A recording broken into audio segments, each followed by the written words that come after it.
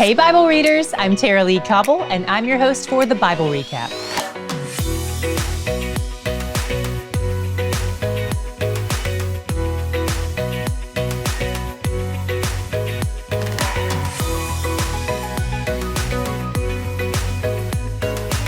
I want to give you a heads up that today's video might not be the best for younger ears and eyes. I'm going to talk openly about what's happening in the text here.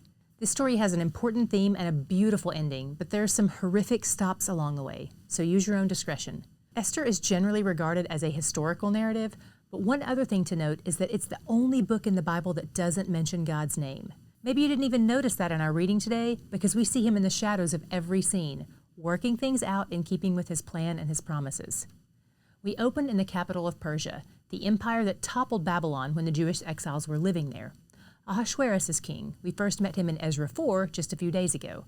He was one of the kings who got a letter from the angry locals during their letter-writing campaign to stop the rebuilding of the temple. He's not a follower of Yahweh. He's just a regular pagan king in a pagan empire. In history, he's typically known as Xerxes I. At this point, he's 3 years into his reign, which makes it approximately 483 BC. He throws a massive 6-month party, presumably for himself, and invites everyone to see how rich and awesome he is. If you don't like it when people celebrate their birth week or birth month, you probably wouldn't like King Ahasuerus. His wife, Queen Vashti, was a real looker, and as the grand finale for his self-serving soiree, he wants her to come out and take a lap in her crown, and possibly nothing else. If ancient Jewish commentaries are correct, it seems like King A wants to parade his naked wife in front of all the men at his banquet. Even if these weren't the specifics of his request, Queen Vashti refuses to come, which is an affront to his ego and his throne. He calls a staff meeting to find out what kind of punishment he's allowed to hand out to her. And his advisors say that they are personally offended by her response because now their wives will feel like they can do whatever they want too.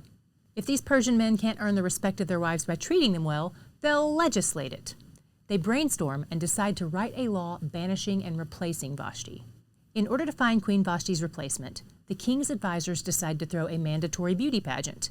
They gather all the young, beautiful virgins from the 127 provinces in King A's territory, essentially kidnapping them and forcing to come to Susa to be in the king's harem.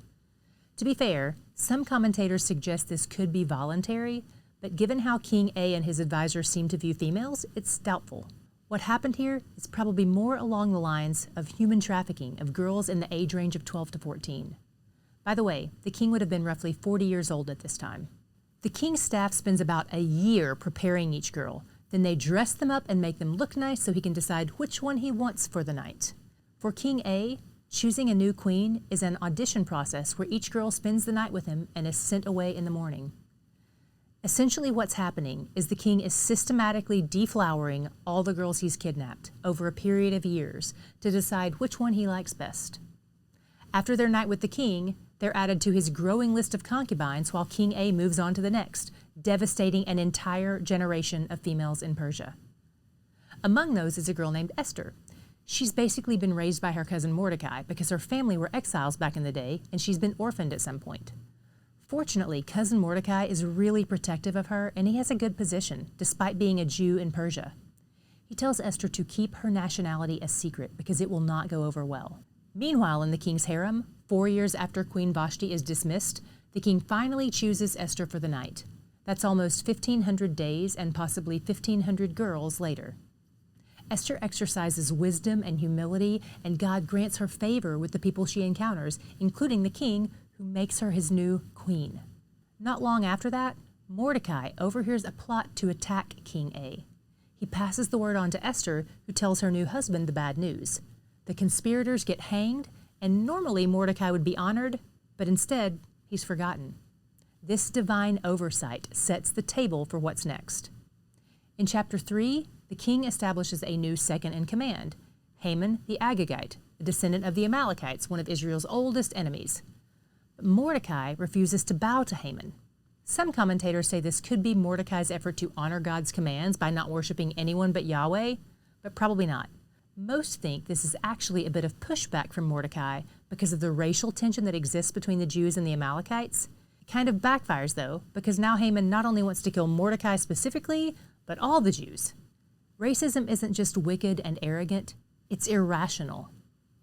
Haman decides to take action. He throws some dice to help choose the date when he should have all the Jews slaughtered. Then he gives a keynote presentation to King A in hopes of making his case. He says these outsiders are disobeying the law and have to be stopped. In order to make sure he gets a yes, he offers to pay for the executions himself to the tune of 750,000 pounds of silver. In today's prices, this doesn't even seem possible. It's nearly $150 billion. That's more money than Jeff Bezos has. That's how much Haman values his ego, and that's how much he hates the Jews. This number may seem fake at first glance, but some commentators believe the text hints that he plans to steal the money from the Jews after he murders them. It's not entirely clear, but it seems like King A agrees to pay for it instead. They draft letters and send them to all the provinces on the day before Passover. Remember Passover? The day the Jews celebrate God's deliverance from their Egyptian slavery? And here, on the day before that celebration is set to begin, word goes out that all the Jews in Persia will be slaughtered in just 11 months. It probably takes about 3 to 4 months for the letters to reach all the provinces, but the people in Susa know right away because they're local, and the whole town is thrown into a panic. Meanwhile, King A and Haman kick back with some cocktails in the castle like they hadn't just ordered a genocide. When word reaches Mordecai, he immediately goes into mourning. Esther tries to get Mordecai to downplay things so he doesn't lose his job, but instead he's like, "No, I don't need to calm down. You need to step up. Go in and beg the king to put a stop to this." Esther reminds him that there are rules against that. She has to be invited in, and she's not even sure when that will happen. In fact, she hasn't even seen her husband in a month. Mordecai reminds her that her life is on the line too, and this may be the very reason she's in this position to begin with. She seems emboldened by his rebuke/pep talk, and she says, "Okay, we'll all fast for 3 days, then I'll see if he'll let me speak to him. The reality is I'll probably either die because I do go to him or I'll die because I don't. So I guess it's a risk worth taking." Esther makes her plan and leans into her strengths, beauty and poise and discretion. When the king invites her in, she returns the favor by inviting him and Haman to dinner. He's loving it, and he offers her anything she wants, up to half his kingdom. She's clever, so she just asks them both to come to another feast tomorrow night.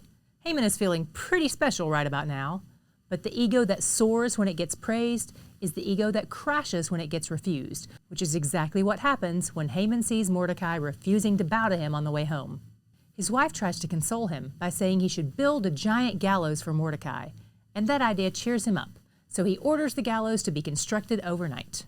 Like I mentioned at the top of today's episode, God doesn't appear anywhere in the book of Esther, but he's working behind the scenes everywhere. My God shot today was in 4:14, where Mordecai says, "If you keep silent at this time, relief and deliverance will rise for the Jews from another place. And who knows whether you have not come to the kingdom for such a time as this?" Mordecai knows God has promised to preserve his people, and he trusts that God will be faithful to his word. He lets Esther know that she may be the very tool God uses to accomplish his plans and fulfill his purpose.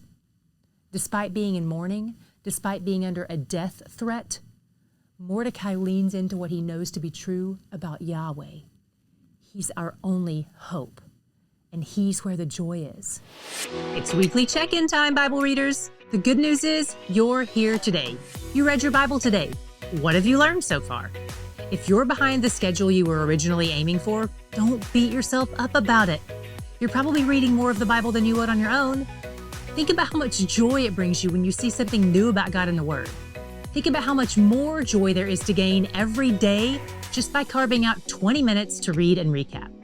We'll see you back here again tomorrow. I believe He has great things in store for you.